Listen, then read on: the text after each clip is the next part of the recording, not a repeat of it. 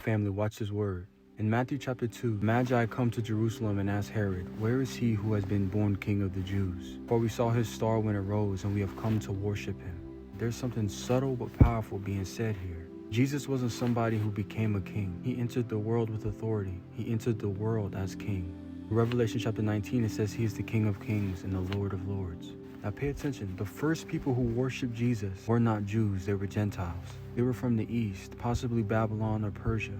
Yet they traveled across nations to worship Jesus. See, the text says that they fell down and worshiped him. The text shows us that the religious leaders knew the prophecy. They quoted Micah chapter 5. They knew that the Messiah would come from Bethlehem. But hear me, they never went to see him, while the Magi traveled miles to get to him.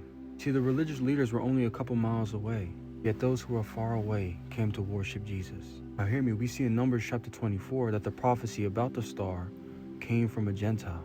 See, the Gentile prophet Balaam prophesied that the star should come out of Jacob. Now notice the pattern. A Gentile prophet foretells the star, and later Gentile wise men follow that star. See, from the beginning, God was showing us something, that the Messiah wasn't just for Israel, it was for the nations. Now hear me, in the text we see something crazy about the star.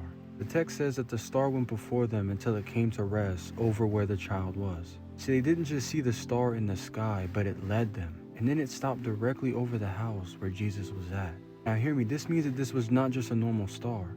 This was God leading nations to his son. The creation itself was pointing forward to Christ. Here's something even deeper within the text. We know that the Magi brought Jesus gifts, but pay attention. They bring gold, frankincense, and myrrh. Hear me, each gift reveals something about Christ. Gold was a gift for a king. Frankincense was used for worship, because Jesus is our high priest. And myrrh is used for burial, the sacrifice. See, before Jesus ever preached a sermon, he was recognized as a king, a priest, and the atoning sacrifice for our sins. We see in Isaiah chapter 60 that he prophesies that the nations would bring gifts to Jesus. It says, "Nations shall come to your light, and they shall bring gold and frankincense." Centuries before Jesus was born, the prophet said that nations would bring gifts. This is fulfilled in Matthew chapter 2. Now pay attention, this pattern continues in Jesus' ministry.